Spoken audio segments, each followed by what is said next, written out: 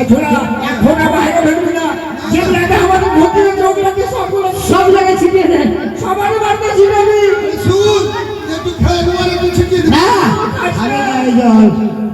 এই জল খেলে তুমি প্রাণী মরে যাবে, ভালো করে ছিটিয়ে দে।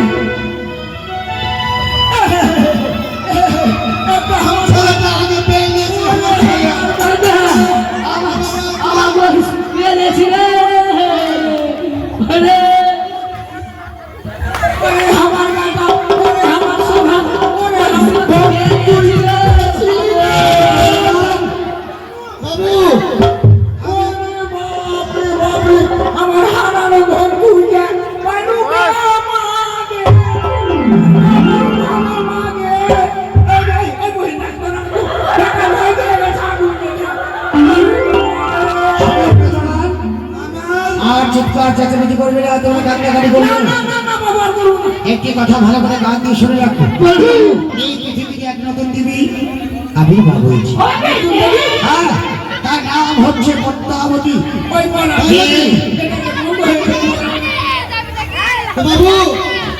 যে পদ্মা পূজা করবে তাকে হাতে পায়ে সুশোভিত করে তাকে অন্ধকার কুপা নালে রেখে দেবো।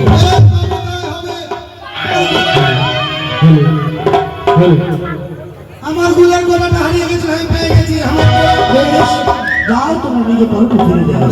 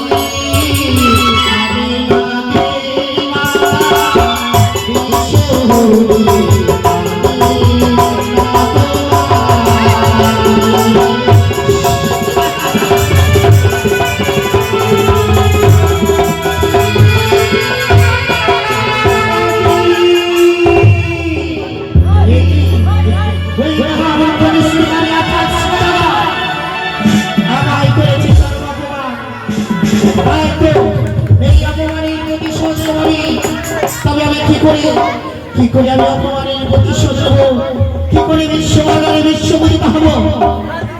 তবে বিলম্ব নাই, এই মধ্যে আমি দিদিকে স্মরণ করি। দিদি আমায় বলেছে যখনই আমায় করবি স্মরণ আমি আসবো তোর কাছে ছুটে। দিদিকে স্মরণ করি। কোথায় দিদি? কেন ভাবলে পদ্মাবতী? এমন তোর কি হয়েছে? তোর নামই চরণে দিদি আশীর্বাদ করে মনোবাসনা পূর্ণ হোক। বল বল বল কি হয়েছে আমায় বল। বাবু দিদি আজ বড় বিপদে পড়েছি। আমার কোন বিপদ হয়েছে বল দিদি গো? তবে আমি খুলে বলি, তবে তুমি বুঝতে পারবে। বেশ বেশ বেশ, তুমি সহন করো।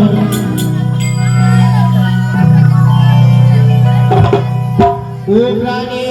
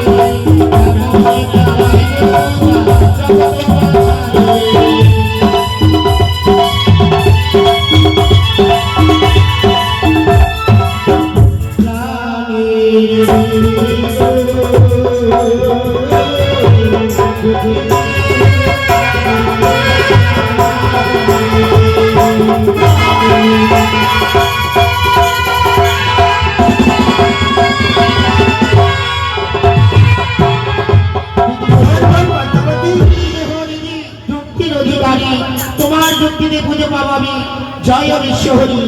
হ্যাঁ বল, ভেঙে পড়বে না। আমি যতক্ষণ রয়েছি কোনো সময় তুই ভেঙে পড়বে না। তাই শোন বল, চন্দ্রপতি সাদা করে মহাকাল মন্ত্র যেই করে হোক না কেন তোকে হরণ করতে হবে। ফলে বলে পৌঁছাবে আর মহাকাল মন্ত্রকে তুই হরণ করে নিবি। মহাকাল মন্ত্র যদি তুই হরণ করে নিস তখন তোর কথা কি মনে পড়বে? চন্দ্রপতি সাদাগার তখন তোর চরণে লুটিয়ে পড়বে। তুই বলেছ দিদি, যতক্ষণ রয়েছে তার কাছে মহাজ্ঞান মন্ত্র হ্যাঁ বল, কিছুতেই পরাজয় হবে না। না মোর চরণে দেবে নমস্কার। তাই করব, এই রূপকে ধরে রেখে আমি সুন্দরী বেশ ধারণ করবো। চল বল। চলো, আমার সাজিয়ে দাও। বেশ, আমি সাজিয়ে